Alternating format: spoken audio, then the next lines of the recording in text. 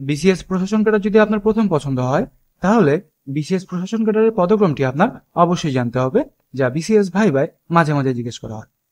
BCS প্রশাসন ক্যাডারে নিয়োগ পেলে আপনার পদায়ন মাঠ পর্যায়ে হতে পারে, আবার মন্ত্রণালয়েও হতে পারে। নিয়োগের দুই ক্ষেত্রেই আমরা পদক্রমগুলো দেখে নেব।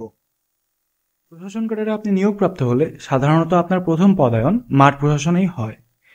মাঠ প্রশাসনে আপনার প্রথম পদ হবে সহকারী কমিশনার, যা একটি নবম গ্রেডের পদ। এরপর আপনি পদোন্নতি পেয়ে হবেন সিনিয়র সহকারী কমিশনার অথবা ইউএনও অথবা এডিসি, যা একটি ষষ্ঠ গ্রেডের পদ। এরপর আপনি পদোন্নতি পেয়ে হবেন জেলা প্রশাসক অথবা অতিরিক্ত বিভাগীয় কমিশনার অথবা উপপরিচালক, স্থানীয় সরকার মন্ত্রণালয়, যা একটি পঞ্চম গ্রেডের পদ। এরপর আপনি যদি পদোন্নতি পান, আপনি হবেন বিভাগীয় কমিশনার, যা একটি তৃতীয় গ্রেডের পদ। এবং বিভাগীয় কমিশনারের পরে মাঠ প্রশাসনে প্রশাসন ক্যাডারের আর কোনো পদ নেই। বিভাগীয় কমিশনার পদোন্নতি পেয়ে চলে যাবেন মন্ত্রণালয়ে। মন্ত্রণালয়ে প্রশাসন ক্যাডারের পদক্রমগুলো আমরা এখন দেখব। মন্ত্রণালয়ে প্রশাসন ক্যাডারে আপনার প্রথম পদ হবে সহকারী সচিব, যা একটি নবম গ্রেডের পদ। এরপর আপনি পদোন্নতি পেয়ে হবেন সিনিয়র সহকারী সচিব, যা একটি ষষ্ঠ গ্রেডের পদ।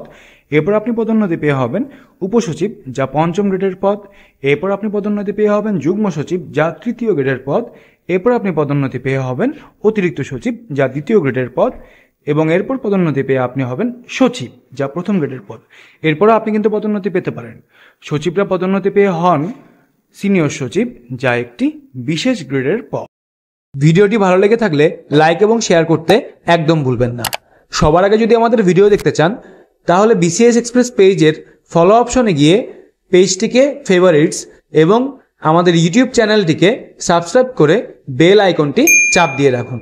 সবাইকে ধন্যবাদ। দেখা হবে আগামী ভিডিওতে।